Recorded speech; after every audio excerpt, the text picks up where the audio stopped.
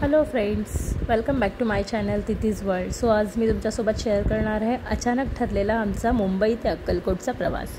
Actually खूप दिवसापासून मनात होतं की अक्कलकोटला जायचं, खूप महिन्यापासून बोलाल, पण ते बोलतात ना की जेव्हा देवाचं बोलावणं येतं तेव्हाच आपलं जाणं होतं. तो माझ्यासोबतही तसंच घडलं. मी 6-7 महिन्यापासून प्लॅन करत होती, पण काही ठरलं नव्हतं. ऑफिस हे ते चालू होतंच, पण अचानकच म्हटलं की आपण जाऊयात का. आणि विदिन आदल्या रात्री आमचा प्लॅन ठरला की हो जाऊया, पण बुकिंग वगैरे मिळणार नाही. सो त्यामुळे आम्ही थोडी झटपटच म्हटलं की कारने जाऊया. तर बाय कार आम्ही हा प्रवास केला आणि खूप देवाचं दर्शन म्हटलं ना की कष्टाशिवाय होत नाही. सो स्वामींचंच कृपा.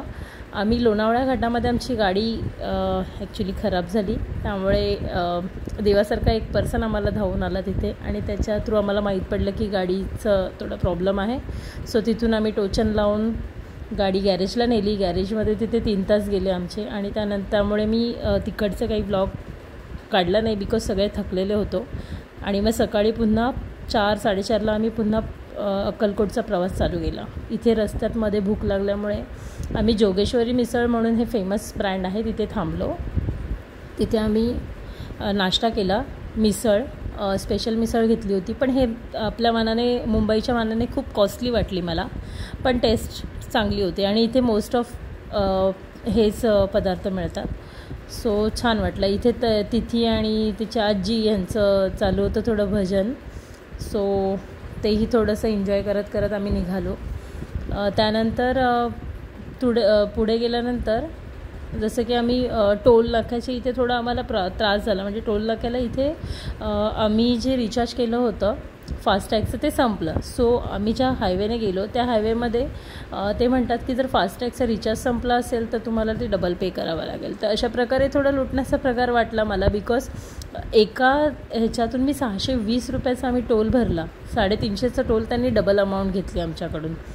त्यानंतर आम्ही फायनली पोचलो अक्कलकोटला संध्याकाळी 4 वाजता. मग इथे थोडं फ्रेश झालो, अंघोळ वगैरे करून रेडी होऊन मग देवाच्या दर्शनाला निघालो. सो इथे बघा अशा प्रकारची टमटम असते जी 10 रुपये 20 रुपये पर पर्सनने मंदिरापर्यंत पोचवते. तिथे आणि तक्षचं आमचं नवस फेडायचं होतं, त्यामुळे त्यांना घेऊन आम्ही मंदिरात गेलो. मंदिरात आम्ही देवाचं दर्शन घेतलं. इथे आल्यानंतर खरंच मन खूप प्रसन्न वाटतं, बरं वाटलं आतमध्ये जाऊन. पण इतक्या लांबून आपण येतो, पण देवाजवळ 2 मिनटं व्यवस्थित उभं राहता येत नाही. सो थोडी रश होती, पण इतकी लाईन आम्हाला मिळाली नाही. पाहू शकता तुम्ही, गाभाऱ्याच्या आतमध्ये लाईन होती. त्यामुळे आम्ही इथे चांगलं दर्शन घेतलं. श्री अनंत कोटी ब्रह्मांड नायक राजाधिराज योगीराज परब्रह्म अक्कलकोट निवासी श्री स्वामी समर्थ महाराज की जय. सो अशा प्रकारे आम्ही इथे दर्शन घेतलं देवाचं. स्वामींची प्रतिमा खूप मनाला भावेल अशी आहे. सुंदर वाटलं इथे, मन प्रसन्न झालं. आणि असं म्हणतात की खरंच योगायोगाने ह्या गोष्टी घडतात. सो माझ्याही लाईफमध्ये ही झटपट आणि योगाने घडलेली. मी स्वामींचं बोलावणं आलं आणि आम्ही पटकन प्लॅन करून गेलो. सो एका दिवसात झालेला हा प्लॅन होता. त्यानंतर इथे बघा बाहेरचं हे दृश्य. मंदिरातून दर्शन घेतल्यानंतर आम्ही थोडी शॉपिंग केली आणि मग बाहेर आलो. सो विचार केला की चला आपण जाऊया आता समाधीकडे, जिथे चोळाप्पा महाराजांचं घर आहे, जे स्वामींचे परमभक्त आहेत, ज्यांनी स्वामींची सेवा केली. मग आम्ही गेलो तिथे. त्यांचं घर हे तुम्हाला मी थोडंसं जितकं मला कॅप्चर करता येईल तेवढं केलं, बिकॉज इथे खूप गर्दी होती. हे चोळाप्पा महाराज हे त्यांचं घर. आणि तिथे स्वामींची काही गोष्टी जशा पादुका, त्यानंतर वस्त्र, खूप साऱ्या गोष्टी इथे पाहिल्यात. त्यानंतर इथे जेवणासाठी खूप लाईन होती.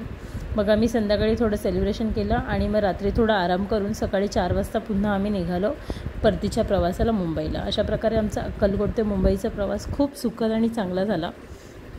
त्यानंतर आम्हाला नक्कीच मी कधीतरी शेअर करेन की स्वामींवर इतका विश्वास का. सो आहेत काही गोष्टींचे अनुभव येतात, त्यामुळे देवावरही विश्वास असतोच. आणि काही प्रचिती आल्यामुळे माझाही विश्वास खूप आहे.